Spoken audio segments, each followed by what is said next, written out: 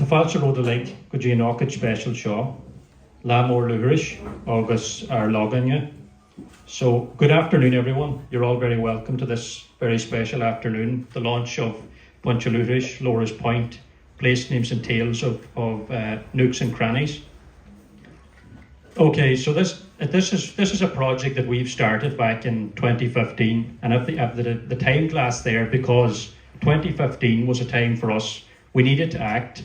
We knew there was going to be a huge loss of place names within the Loughros Peninsula, and that needed to be done, and we got that done since 2015.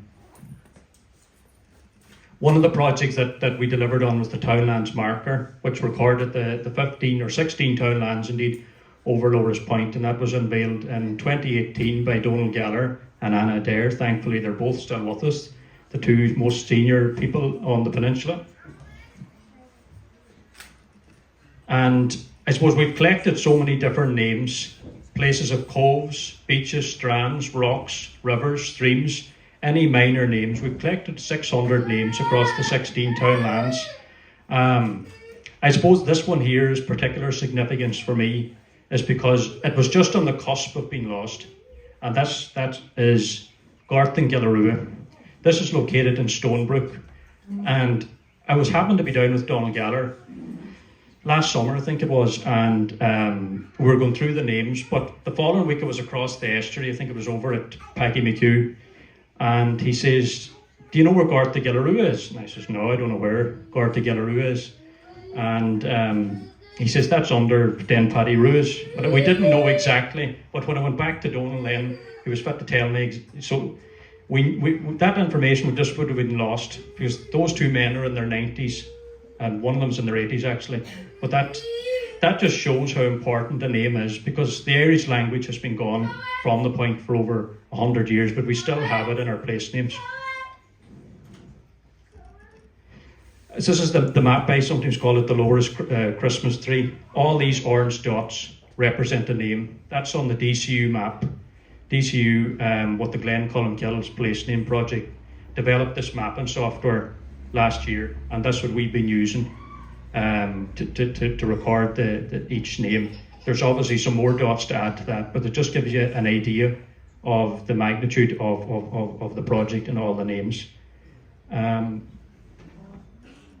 So that brings me on to the next part of the presentation. I'm not going to talk for too long because people don't like long talks and speeches. So the project, we've been part funded by Creative Ireland through the Culture and Creativity Scheme with Donegal County Council. And I'm very happy that our Heritage Officer here with Donegal County Council, Joe Geller, has agreed to come along and say a few words. So without further ado, I'm going to introduce Joe Geller. As I said, the Heritage Officer with Donegal County Council since 2003. And like all Heritage Officers, driven by a passion for the promotion of heritage in all its forms. And similarly, he has his own specialities. In Joe's case, it's built heritage, including the craft and conservation of vernacular architecture. And through his role as Heritage Officer, Joe was part of Donegal's Culture and Creativity Scheme, which I said has funded this scheme. So I'd like to introduce now Joe Geller.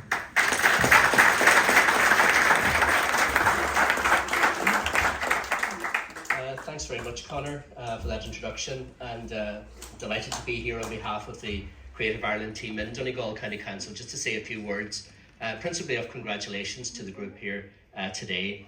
It's a wonderful publication, Bunch of Loughros, Loughros Point, place names and tales of nooks and crannies.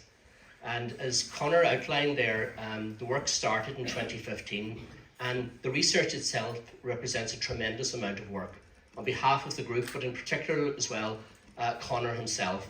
And Conor has put in tremendous effort over the years in that, and also in coordinating the project and coordinating the people that have contributed to this project. So thank you very much for that. Conor also mentioned the urgency in terms of the work, and that's very important as well. There is an urgency in gathering information on our local history and heritage, because it is disappearing as time passes.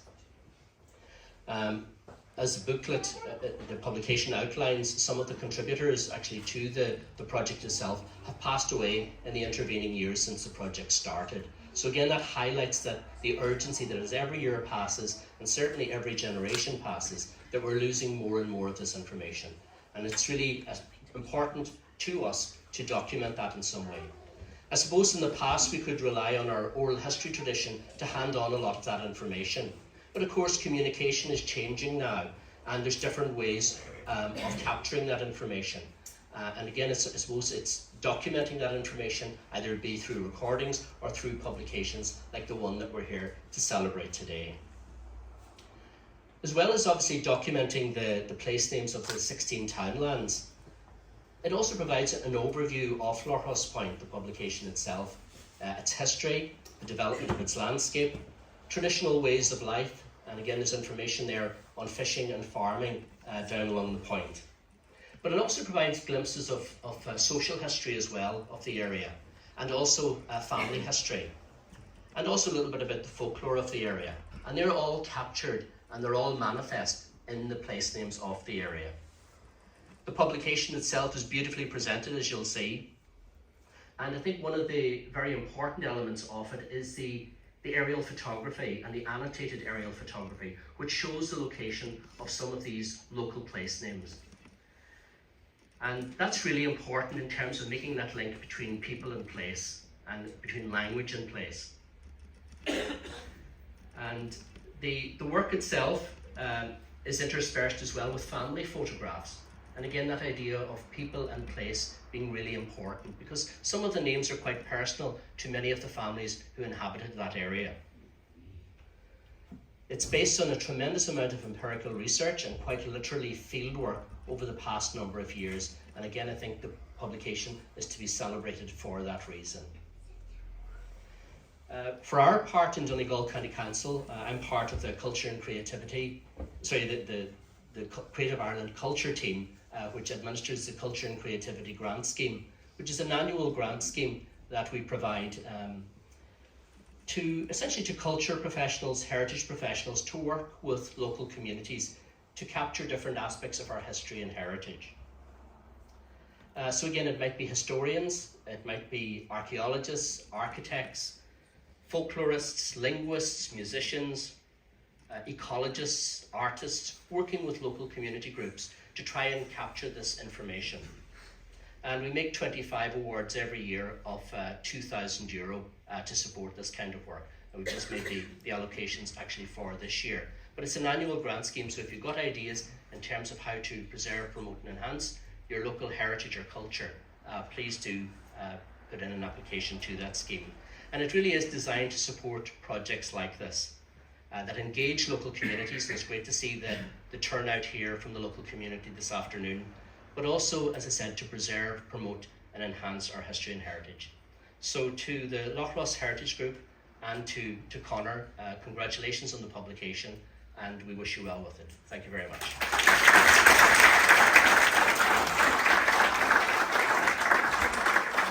Thank you very much, Joe, for those kind words and talking on behalf of the Culture and Creativity Scheme. So now we move on to the launch, and I'm delighted to welcome Donogh Wheel here from Rana Forestja. He's a keen interest in all aspects of Irish history and culture, and has been a guest speaker on these topics for several educational institutions in Ireland and the United States. He contributes regularly to both written and broadcast media, and has always been interested in place names, and was pleased to have been appointed by the government to the Irish Place Names Committee for 2 years.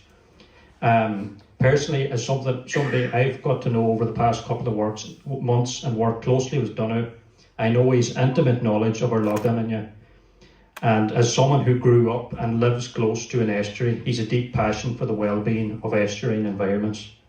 He also has an interest in the historical O'Boyle strongholds, and as anyone who knows anything about Loughros, very strong connections with the O'Boyle family and the surrounding areas. So without further ado, I would like to invite Donogh on stage, and we're going to do a little bit of instrumental music, a little changeover, so just bear with us for a minute.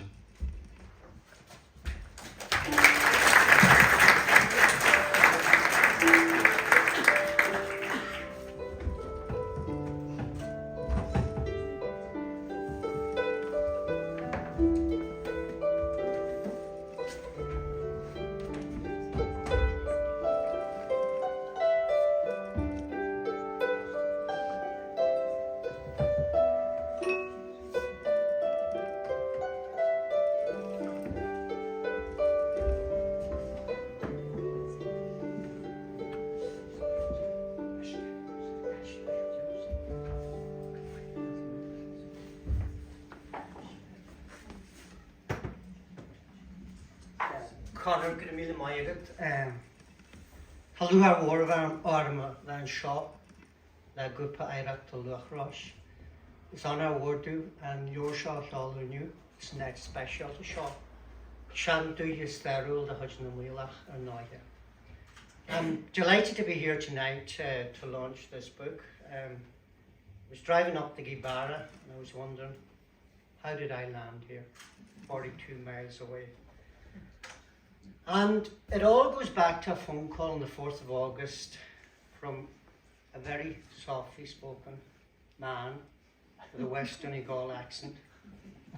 I wasn't going to name him Conor, but that phone call enticed me in with the prospect of helping him with a couple of place names in two townlands.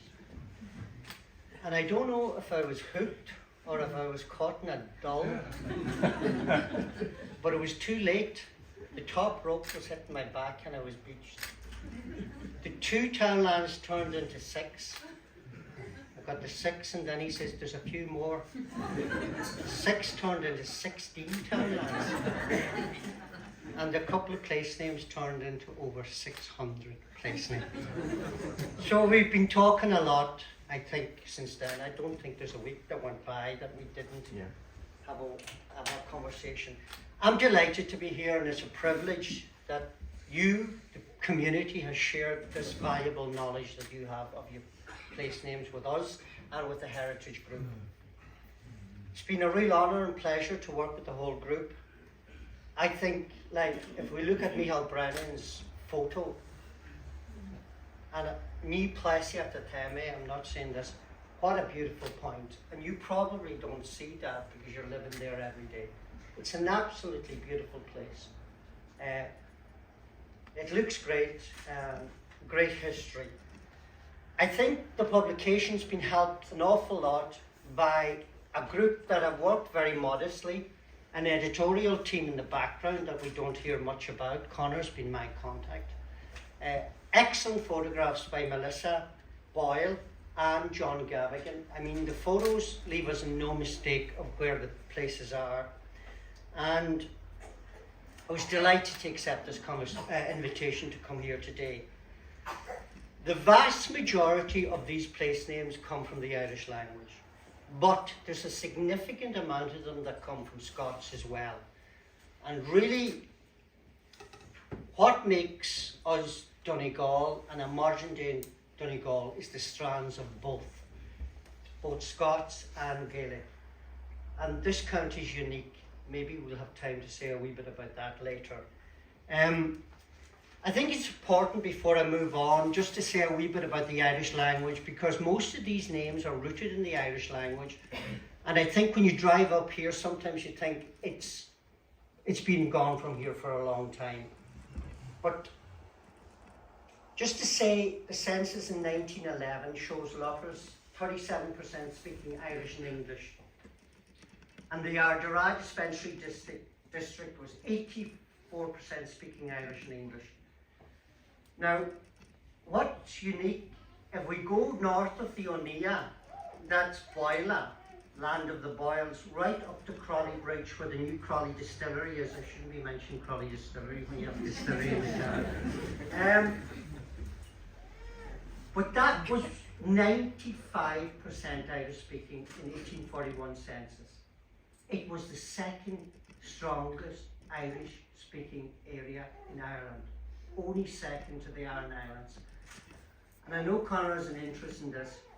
This is a whole talk itself. What happened and how did it disappear so quick? It is my belief that it disappeared in these two areas quicker than anywhere else in Ireland in a space of 60 years. Glengesh Ardara, these are Irish only speakers, 22%. So 1 in 5 in your townland spoke no English. I was born in Scotland. My father died in a mining accident I came across when I was 2 and brought up with 2 grandparents. They didn't speak any English. In Ishkiel, Ardara was 50% Irish. This is 50% of the people in Ishkiel spoke only Irish, spoke no English. This is the third highest in the county. So Dunlow, Annegret, this is where I'm from, 100% speaks Irish and English in 1911. Strongest place in Donegal.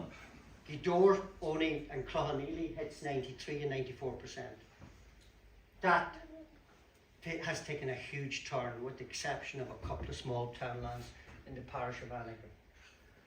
And Dunlow, Annegret, 26% speaking Irish only. Look, Ardara's twice that much. So there's a huge question there, what happened in Ardara? That is a whole talk for another night. The only reason I'm highlighting this is to give you the basis that there are so many place names here in Irish. We're going to talk a wee bit. These couple of slides are heavy. If you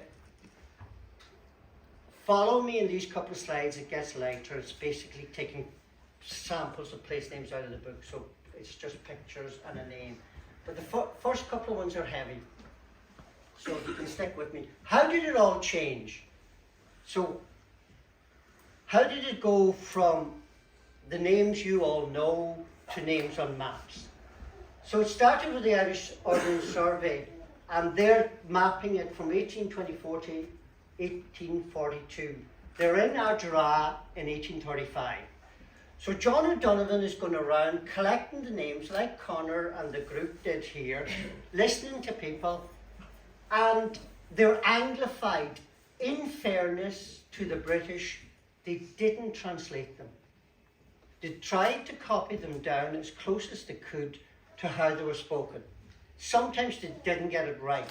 For example, most of the names here today, and that's what surprised me when I came up, you pronounced them the way in Irish. Because what happened, the Irish went so quick here that the sounds calcified, the sounds remained the same. So if I pick up a map, I say Glengesh. Connor doesn't say Glengesh. He says it the Irish way. So 86% were Anglified. So places like the Yakahadu, they tried to make it look and sound as close to the Irish. Clogwee. 14% new English names were introduced at the time. Abbey, Castle, Court, Grange, Park, Mount. One thing, there's a couple of things that are different. I've given talks like this in Mahari and in Cloughaneely and in Downings. And one of the things that's different in this area, Loughros, actually that there was a number totally translated. That doesn't happen too often. And examples of that would be Hilltown. Because what usually would happen there, Ballincrick is the name, it would be Ballynock, instead of turning into Hilltown. And this one is totally different to the English. So you have Loughros, which is a very, very old Irish name. We'll talk about that later. The yew tree, Louth, and it's the wood of the yew trees, turns into Longfield. No relation between the two names. And Ballinageia would become Ballygee, but it's totally changed to Burkestown. That does not happen in West Donegal too often. This was a huge project, 62,205 townlands. All the names were collected. Started in County Down and Donegal was fifth. 2,500 parishes. So it was a very, very big undertaking. So when does the name Loughros first appear? Appears a way back in 1302, Church de Loughros, papal taxation. The Pope taxed people, that money was collected and believe it or not was paid to the King of England for fighting in the Crusades. The second place, sadly for anybody with the surname Boyle, was the account of the two Boyle brothers tragically killing themselves. This was a huge story, and there's a place name in Loughros named after it, because it appears in the annals of Connacht as well. And then it appears in 1654 in the Civil Survey. This is a survey the English carried out to find out who owned what land holdings. And that's how it's written. It's not my bad spelling. Small salmon fishings. And I have to be very careful when I go onto salmon fishing because that's the topic I like and I could be onto that all night. But it talks about the 3 salmon fisheries there. One in Ballywheel, outside Donegal town, and that's where our clan came from 400 years ago. He's had a good sense to chase us up to the Rosses. And there's one in Ballywheel, there's one in Teelan, and there's one in Loughros. Basically, they were weir fishing, and they would be rented out. Probably rented out from the O'Donnells to the Boyles, and they were the sub-chieftains. So, where does the name come from? There's 2 important things that are going to happen tonight that aren't documented anyplace else to date. The name Loughros. Connor, the committee, and I were never comfortable with the explanation of that in the Ordnance Survey. So tonight you're going to find out that the explanation given for the last 62 years is not the right explanation. So tonight we're going to unveil the right explanation. Loughros. The explanation given in 1962 by the Ordnance Survey was Loughor and Rushes, a man from my own parish. That got most things right. I'm sure somebody will come along, as Conor and I was in the committee, and look at these 600 names and correct us on an odd name too. Actually, since the book is printed, we've changed 3 of the names. They'll be changed on the map. So this is an ongoing process. I'll come back to the word point, because point is a strange word in here, and I know you're known as the people of the point, but it's funny in a way because you're saying the point of the point. Because Ross means point, and you have point in front. Ross means a headland. The area I come from is the Rossa, meaning the headlands or the peninsulas. So basically Neil O'Donnell and the Ordnance Survey said that it meant the rushes or the rushy point, rushy headland. Now, I drove down there. Not many rushes down on that point land. If it was a headland up where I'm living, there's plenty of heather and rushes. I could believe that. But down there aren't many rushes. So I was appointed on the Place Names Commission for 2 periods of 3 years by the Irish government because of my knowledge of the Donegal Irish dialect and coastal names. So that committee has been disbanded and they're hoping to appoint a new committee.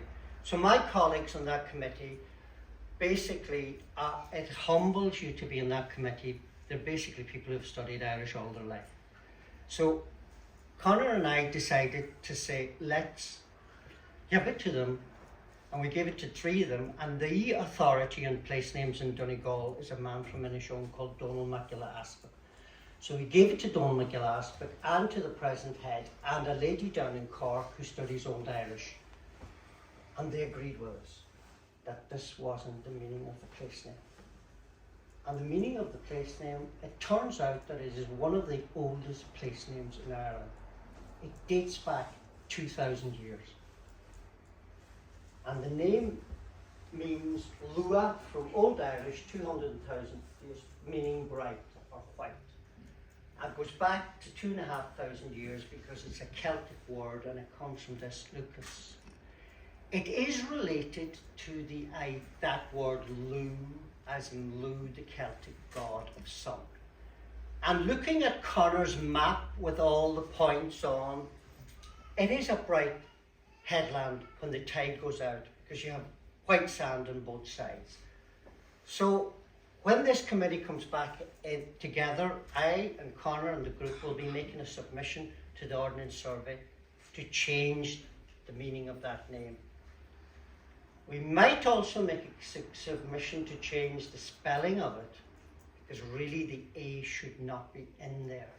Where that A comes from, without getting technical, these couple of slides are heavy, the rest are simple. This is what they call a nepenthetic vowel. In other words, everybody in Ireland says film. The English don't say that. we stick a U in because the L and M don't like to come together in Irish. The English say film. This is what's happening here. This E is sounded but shouldn't really be read. So what you have is the point, the bright headland, and that's the meaning of it. As I said, it's one of the oldest names in Ireland. So anybody from the point can say to Glenties and to Ardara, our name's far older than your name. Because these people who looked at this name, there's rules in the Irish language, and one of the rules is when, and we'll see this later, when an or na comes into the name, like na Glanty, that name is roughly 1,000 years old. The article in Irish, so any name with na, the town I come from, Ranna Farsta, is 1,000 years or less. This is one of the oldest names in Ireland. This also would tend to point that there has been settlement here for a long, long time. The word point was introduced with the English language in the 18th century, and it's become very popular. Loughros Point first appears in a map in 1801. So I live in the furthest north house, with the exception of Carrickfinn, that used to be an island, but on the mainland Rosses, I'm the most northerly house in the Rosses. Next is Gweedore. And to my left, where the airport is, that now was Carrickfinn, but is generally known now as the Point, going down to Point, and it's used in Irish and function. So this happens with St. John's Point too. It's generally something that came in with English. Now, the English, they didn't translate everything. You have two estuaries on each side. Estuaries are long, thin bays. Bays in the Oxford Dictionary is a semicircular, usually not very deep. But estuaries are different because they usually are fed with fresh water or streams. But the word we have for estuary in Donegal, and it's dead in the other 6 dialects in Ireland, we only use it, only up where I'm from would you hear it used. Well, because she's a gee, and it's the word gee. Actually, come up. So, Gweedore and Gweedbara would be those words. And the English translated here as Gwee. I live just about down here. This is the Rosses, this is going up to Crawley, this is Gweedore on this side. Arrigal in the background. And then Gweedbara. We don't have time, they are very, very old names. And they're European, they're so old that they're linked to Indo-European or European roots, like your name. The English could not say this here, the ale. And in Donegal, that is said in a very strange way, or used to be. And it only exists now in Gotherhark. So if you have somebody called Hughie McGee in Gotherhark, they say it up there as Magoo. So when the English came to Loughros, they couldn't translate this. So they changed the name to Bay. And the same thing, this name exists in E and MacE, which E is a very old Celtic name for the son of fire. And I'm just going to put this slide up and you just can have a look at it. Because the English not alone were translating place names in Ireland and Scotland, but they were translating surnames. And they made a pure mess of this name, as you can see now. That's all the different versions. And this one's in red because I got a letter from a fellow from British Columbia just recently asking what his name meant. Oddly enough, and it's timely that I mentioned this, John O'Donovan, who was collecting names, said he didn't like any of the translations that was on this word Gee. Of course, Gee has turned into Bay, Loughros meant Bay, but in Irish is Gí Loughros Big, Gí Loughros More. And he wrote that note when he was in Glenties on the 18th of October 1835. He's actually a lengthy note about the problem with translating this name. So we're beginning to see how things don't work out at times. And there's more than that, but this is an overview. Connor's going to signal me if I'm hanging along here too long. What has happened is two cultures are coming together and colliding. And that's where the play translations comes from. And as Brian Free said, something's been eroded. So when you translate to another language, sometimes you lose things. There's a lot in that. There's a talking self in that. And this is what Seamus Heaney says, that really you have to go to the underlay of Gaelic to find out what the name means. And we'll be looking at that in some of the names now we're doing. This is one of the longest names in Ireland. It's actually on the way when you drive, I don't know if you would drive behind Arrigal, but if you drive behind Arrigal heading out of your door for Kilmacrenan, it looks absolutely silly, doesn't it? Doesn't look good, and it really doesn't mean anything in English. But translate it to Irish and the landscape talks to you immediately. Erd Loch Namrak Badi. So Erd High, so it's a mountain, highland lake. Loch Namrak, the lake of the trout. And Badi is what they say about the boils, Melissa, that were fussy. And fussy eaters. So it's not a good place to go fishing for trout. But does this tell us anything? No. By the way, every Irish family in Irish have something said about them. Curtis Galahara, the courtesy of the Galahars. Mortis Della, the boastfulness of the O'Donnells. Wiggy-wheela, the sentimentality of the Boyles. And there's nothing good, I know the Sweeneys here that have. There's nothing good said about the Sweeneys in the Gaelic at all. Fal Clantivnia, the treachery of the Sweeneys. Clantivnia na Middag, Sweeneys of the daggers. Of course, they took all the land off us, that's why I'm saying that now.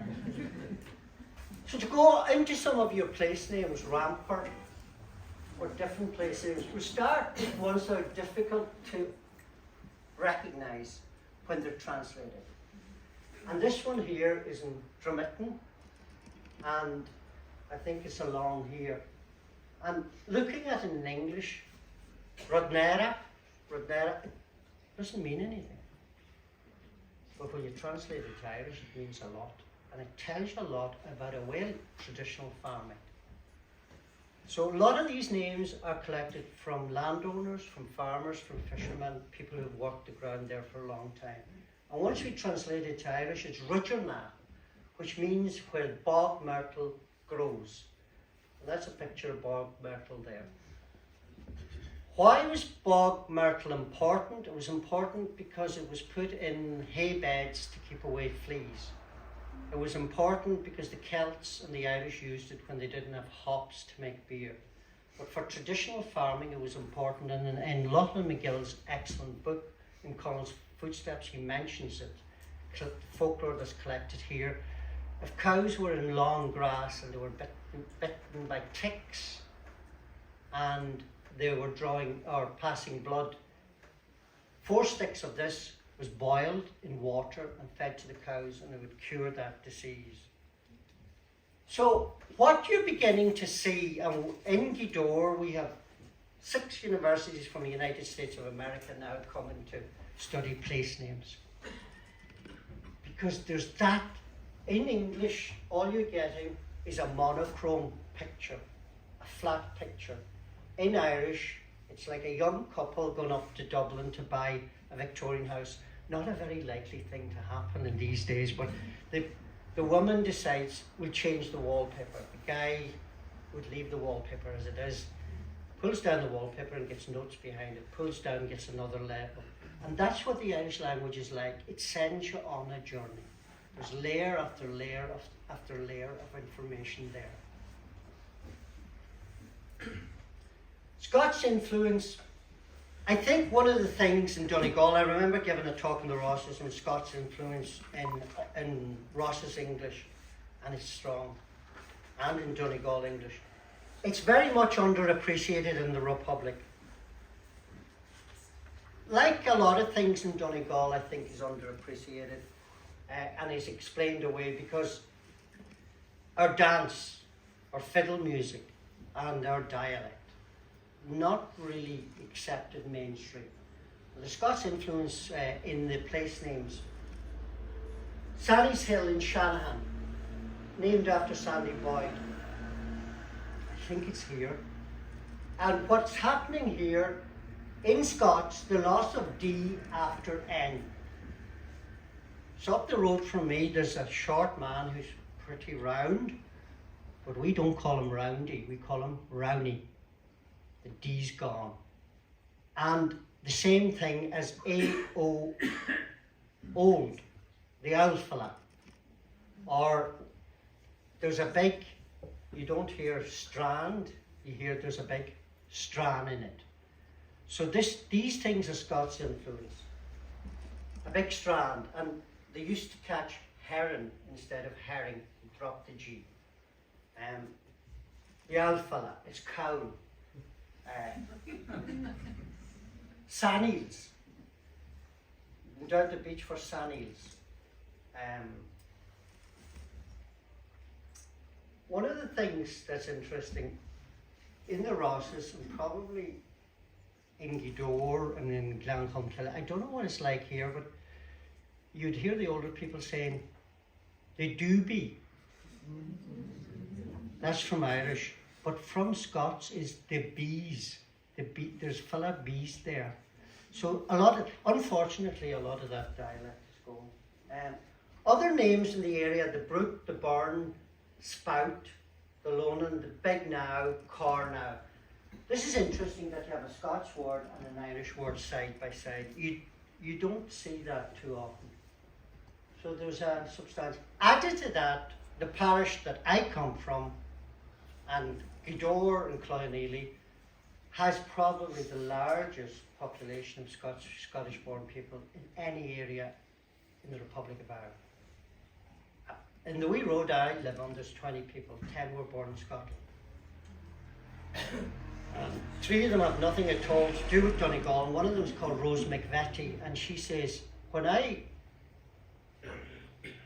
talk around here with my Scottish accent, and she was 40s when she came here, nobody blinks an eyelid. I go down to Donegal town and they ask me, are you here on holiday? Because the Scottish accent is so accepted up in the northwest. The national school I went to, there were 7 in the national school, 5 of us were born in Scotland. So there's huge links with Scotland. And Ramper, Connaughty. Connaughty to me, I don't know how many Irish speakers are here, but from a Donegal dialect, this is very interesting translation. Unreading the Gaeltacht, people are reading this now, Noctihe, so they say Connaughty. Ulster people don't pronounce the THE. So, Oijan Valley, Tanech Pluddy, Connaughty, and it's captured here, the dialect's captured here. So, that's the Ramper, and Clogwee, that's actually a French word. And it's the only French word that we have. There's 2 rampers, and usually it's a fortification, but here's the drain, and it's probably the embankments. And that either came in with the Normans or came straight from English. Up where we are, where the land is far poorer, you'll see that word manure often. And that is a small field, round stone walls, where they used to grow cabbage for cattle. It wouldn't be much bigger than this. They're the manures. The word parish, of course, comes from French as well, with the Normans and castle.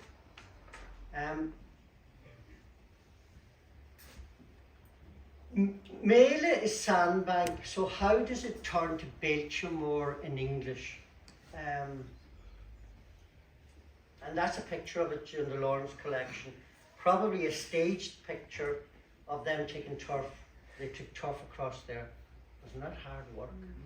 And how little you would get across. Male is sandbank. The reason it turns to B in English is that the two sounds are dead alike. I have a great example, but in the parish, in this place we are now, it's not the best place to give this example, so I'll spell it out so Father Ian won't throw me off the stage. I remember watching old guys playing cards, and somebody threw the wrong card out. These are Gaelic speakers, so they say B-H-A-S-T-A-R-D. It sounds like the M. So that's how the words switch. Loughros Grounds, my own home club in the Lower Rosses, that's the name of the grounds there because it's built on sandbanks. The banks, yeah. I'll let you take that in a wee bit. That's Donegal town, and you're wondering why I put that up there because the next thing is and we're coming close to the end. I think we've 4 more slides to go, something like that. The other big finding that this group have got is the Viking influence. And it's something I think somebody has to do more work on. Because I have not come across any other area with so many Viking names. They're minor place names and nobody has documented them anywhere else until this group got them. So I think apart from changing the meaning of the name of the point, this is the next big thing. So there's definitely been a Viking influence in the point, and we'll see that in a minute. Just to set the stage, the Vikings didn't really make a big impact in Donegal because the O'Neills and the O'Donnells and the Boyles were able for them, and they kept them at bay. I mean, on the foil, there's an account in the Annals of the Four Masters of them chasing 20 boats of Vikings out of the foil. Now, compare that to the Boyne, where 60 boats of Vikings were going down at one time. So they didn't make a huge impact. And the Vikings we had coming here came from Scotland. And we know there's proof of that. So this is the closest place where we have evidence of them coming is Donegal town. So that's the road in from Killybegs. This is a Methodist church, and this is the post office bridge. And before Donegal was called Donegal, and remember I told you anything with na or an in it is not, it's less than 1,000 years old. The name given to this area first was not Donegal, but Athmanal, the ford of the foreigners. And this is the ford here. There, that's Bear Rock. And when I got that photograph taken, there was 2 hours of the tide coming in. So the tide had been filling for 2 hours. When the tide's in full, it fills it right up to there. So the Vikings came up there, settled, attacked from that point, and that's how it got its name, Adnanal. Till they got the lie of the land to see if there were strong forces there. And they did the exact same thing in every place, the same thing in Dublin. Then they moved to build a fort, a fortified fort. And that is the first fortified fort because it's in the ideal place, because from here to here is the only place you can cross in low tide. And if you have this fortification, you control it. Donegal is only used for the first time ever in documentation in 1285. And then it's used by the English to name the county. And we're the only county in Ireland that has an English name on our county. County Donegal, as they called it. Because of course native Irish speakers don't say Donegal, they say Chihonne. And that happened on the September 1585. the name of the county's changed from Loughros to Donegal. Probably not popularised till the GA. The GA popularised the name Donegal. Of course, Inishowen was in Tyrone, was in Tyrone till 1167. And it comes in down to Donegal. So there were Norse, and this is in the book, and a great photograph here. I don't know if it was Melissa who took that photograph, but it's a great photograph of the Danes fort, I think it is, in Drummitten. This fort is semicircular, but more than likely it was circular. And it was a defensive fort for the Vikings. This is misleading, and there's a lot of these in South Donegal, about 3 of them around Donegal town, the Danes fort. Danish Vikings did not come here. The Vikings came from 3 countries, Sweden, Norway and Denmark. Danish Vikings came to England. The English books, all young people now are into sci-fi and things like that. Before this was books. And in the 1800s, the English got into Danish literature. So everything was explained as Danish. Nothing at all to do with the Danes. This is probably a Norse fort. Now I want to move on to what I think is the big finding in this book. And what is amazing about this, and Connor very passionately said earlier, and Joe Geller said too, collecting the names is really important. Because people kept the pronunciation of a name on the point, we know now that there's a name out there that is not common. A matter of fact, I don't think it exists anywhere else, only in Glencullen. There are 4 of them in Glencullen. There are 9 of them in Ardara, and 8 of them in the point. And I believe that it hasn't been documented so far because I believe people were confusing this name with another name that is very like it. And the name that is very like it is Uai. And that's translated, anybody who watches Daniel O'Donnell will know. He was born in Oi Island. That is translated as Oi. But the name on the point is Uai. And this is a Viking name. And look at how close they are together. There's 8 of them, and then across on Mahari there's Uignanini, all coastal. This name here comes from the Viking word Vik, V-I-C-K, which means cove. So we don't have time to go into it, but this name only survives in one other place, Scotland and the Outer Hebrides, where the Vikings came from to Donegal. And it's there in Skye, in Lewis and Cobb. I think there's great work done by the committee and the group, heritage group, to unveil this, because definitely far more work has to be done on this. I contacted the former director of the Viking finds in Dublin, Pat Wallace from Limerick. He used to be the director of the museum, National Museum, and they were very excited about this. They think, because there's so many silver hoards found here, that it was probably summer postings, maybe not permanent settlements. But definitely there's far more to do in that. Then it's like the wallpaper on the wall. You start pulling back and finding more things. Start looking at some of the O'Boyle names in this area in 1259, and the Vikings were here. And what is one of the lords here called? Sigrid O'Boyle, a Viking name, Siegfried. What is the O'Donnells called at that time? Godfrey, a Viking name, first name. And another name is Manus, a Viking name. So this is proof that not alone were the Vikings trading here, but most definitely with the Boyles. They were intermingling and marrying. I mean, the DNA stuff now done in the Scottish Islands are showing that up. Of course, we have Viking surnames in Donegal. I don't know if they're in Ardara, but they're in the Rosses. Macaulay is one, and in Letterkenny, Toner is another.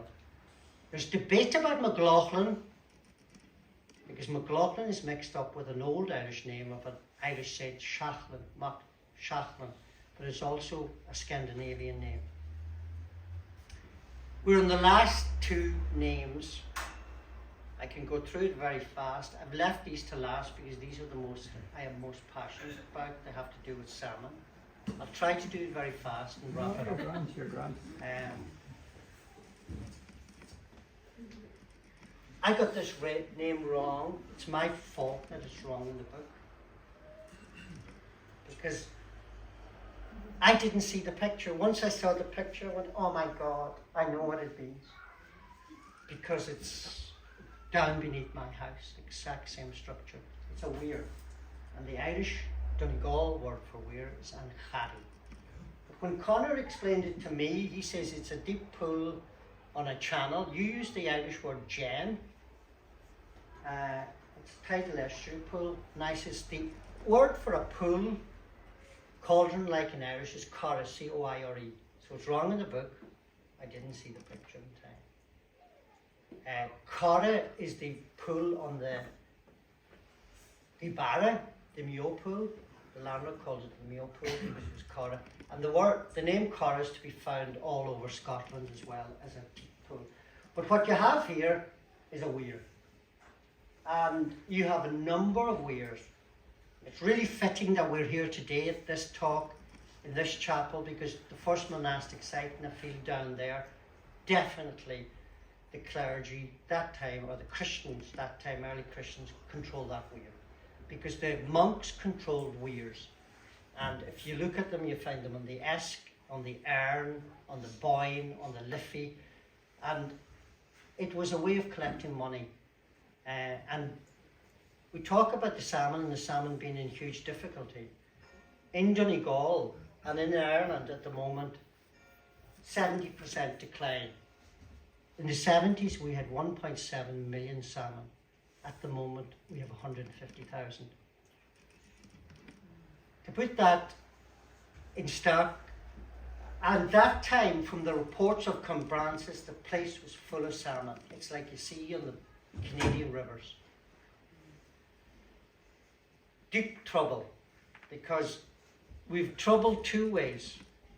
The smolt's coming down, the O'Neill and the Untucker, the EPA, did 3 kick samples on them last year. They're in good nick. Second from the top.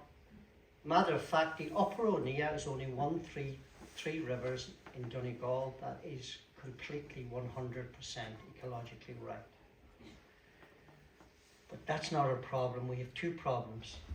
Smolt's coming down. In the 70s, there used to be a 50 to 54% survival rate. So they come down from, you had one stage, there is no other town like it, 4 salmon rivers, 2 on each side. And that's why the first settlement was here, without a shadow of a doubt. But smolt's coming down now at 70s, 50, 54. Now it's 3 to 4 out of every 100 returning from sea. And the problem is, there's 2 problems. The heat in the river is they're moving out earlier. The rivers that were tested last year were 26 degrees. The Crawley, the Claddy, the O'Neill. The test was done in July, of course. Salmon smolts can barely stick 24 to 25. When that heat comes, they'll leave early. They're not big enough to come back and return. The other thing, and I had a meeting 2 weeks ago with a scientist who once worked for the Marine Institute, and they're beginning to rethink that the problem is out at sea as much. They're saying the problem is as much in the estuaries. And hopefully policy will change to fix that, because they're saying they have put monitors all the way from Malin Head to Scotland and out in the shelf, and they're picking up numbers of salmon. But the salmon are disappearing once they're getting to the estuaries, and that has to do with predation. So this place and this point probably started off because of salmon fishing. And the very thing that made it is probably in difficulty now. Anyway, this is the weir. It comes from the word corrie, and it's in Donegal often is pronounced like A. Cra Portan, we say Partan. Koshkin, we say Kashkin. And it comes from an old Irish word, corrie, weir, stone or ford. Several surveys showed 3 fisheries in the area in 1654. A lot of place names with that in it. This, if I can be biased, just in the Rosses, not in Inishkeel. The picturesque townland of Duherry. And that's the Gibara River, going all down the way to the Gibara. And this, the weir was there at McDermott's garage. It has disappeared. And oddly enough, you'd think, and there was a big, this here was a nice house for salmon, huge salmon river, a sea trout river. And you'd think this river would be in pristine condition, but it's not. Because I was talking to the people in the APA and I says, but there's very little human effect on it. No, but it's actually one of the rivers mostly affected by climate change. Huge flooding is causing huge problems in that river. And that has to do with the heating up of the climate. We're nearly on the last slide. One of the things I'm going to say about the Irish language is the Irish language looked at environment in a totally different way. And maybe one of the things that we can learn out of the folklore collector here in the Irish language, that it didn't look at environment in such an extractive way to pull everything out, that everything was for our bounty and not to put anything in. I'm not here to judge or to do that. I was part of that generation. I was the happiest man going when the monofilament net came. Invented by DuPont in the 1940s. Thankfully for the salmon, it didn't come here to the end of the 70s because it meant that we could fish day and night. And I'm not here to pontificate either because I come from the parish that exported more wild salmon in all of Europe. Burton Port in 1989 exported as much salmon that year as we have salmon now, 129,000. In the last year in 2006, 5,000. So it shows you how the graph went.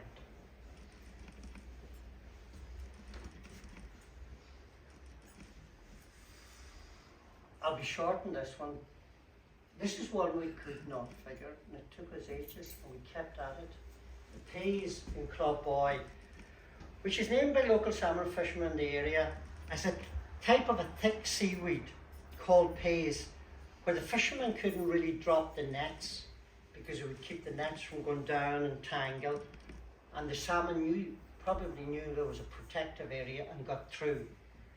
And we tried to figure out, it's down here, what it meant, and we did come up with something. And this, whether we're right or not, we think we might be, this is what we came up with. Pays is an old Irish word coming from Old Gaelic, and it's in Scots too. And what it means is a bag. And what kind of bag it is? It's a bag for holding wool. So you can see the imagery there, that this is a pull, and it's a pull with something like wool-like in it that is messing it up for the salmon. Of course, I would say that it is an Irish name for a type of seaweed. This is the last slide. I remember being in of all things, at a stag party 18 years ago with a Yorkshire man in Annegret and Sharkies. And there was 3 or 4 over from Yorkshire. A Yorkshire man marrying a local girl. And 3 old men from Runafast were sitting at the bar talking about different types of seaweed and the different names in the seaweed. I never went to check that out. The 3 of them are dead now. That's how close those things are. And they were talking about how different types of seaweed told you what kind of fish would be in the area. This is the stuff that is in the Irish language, the multi-layers of information. And one of the place names around here in Kilcar, just in Loughros, is named after seaweed. Ruala. It's where Sarah Jessica Parker has her house. That makes it any. better. And what that type of seaweed is, the big, long, stringy seaweed.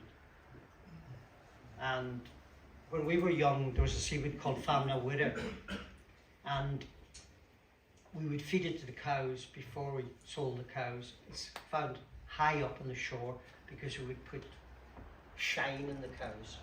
And of course today, when people are using conditioner, what's it made of? It's made of seaweed. Anyway, I'm going to conclude now. Just on the slide, I got a guy up to take this picture there last week. And we see the magnificence of the bay.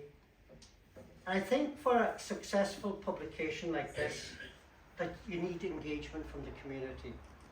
And the support of all the people here to come here and to save these names is hugely important, because people can go then and work more on these things.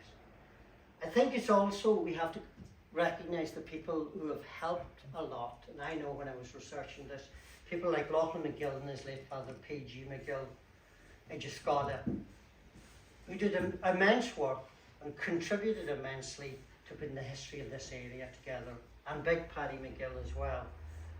And I know there are other people working on that now, Dr. Etnan Lachlan, Brendan McSivnia, Anya Nicolavreja, who's doing lots of good work from my own parish on the Irish language. And I can't go but mention the man I always was in contact with when I was looking for stuff about the Irish language up here, and that was Eddie O'Donnell. It's fantastic that this book has saved these place names, because they could, as Joe said, have easily been lost. I hope and I think we'll see the headlands in a new light now. I hope it'll re-engage people when they see the book, because this is a fantastic publication, really good. I never knew what I was getting sucked into. Because I probably wouldn't have been sucked into it, but this is a cute negotiator. A shrewd negotiator, 10 out of 10. I'm delighted to announce this book officially launched. Gramila Mahiko.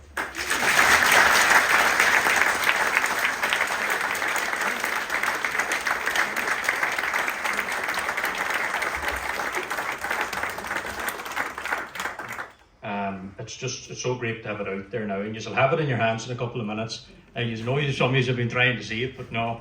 But it'll be here now shortly. But I suppose I'm going to do a few thank yous, and just bear with me because these people need to be thanked. First of all, Donald, thank you so much for working with us over the past couple of months, and proofreading and the translation and everything with the names, and giving the talk here today. It's just been really helpful and beneficial to us as a group. So I want just to give a round of applause for them.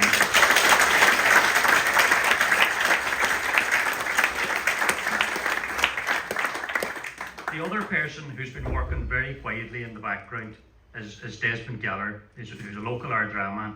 He's been working right here with us from last July right up to now, designing this publication. And the expression patience of a saint, you know, it's overly abused, because Desmond does have the patience of a saint to get this publication to where it was, and looking so professional. So please give Desmond a round of applause.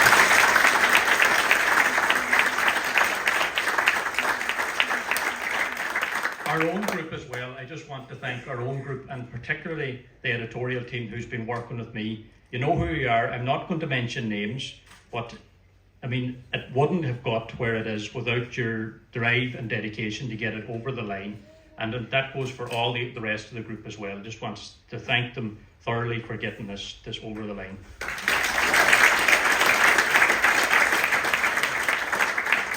And also as well, I see Marguerite Smith there, but just to thank which has been our base for the past 8 years, is Scoil Cranagh down the point. I'd say it's one of the most scenic schools, I would say, in Ireland. Of course, I'm being biased, but it was great to meet there and have a base over the past 8 years. So just want to thank Scoil Cranagh and the Board of Management.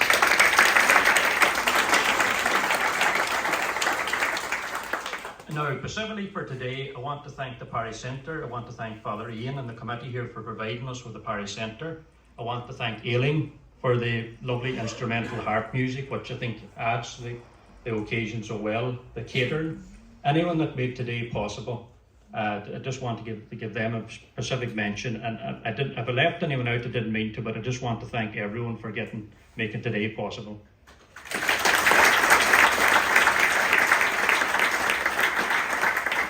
And of course, we've mentioned Creative Ireland and the numerous donations that we've got over the last number of years from our county councils, our own private donations. Some people give us very substantial, generous donations to the project since we started 8 years ago. They also need to be recognised.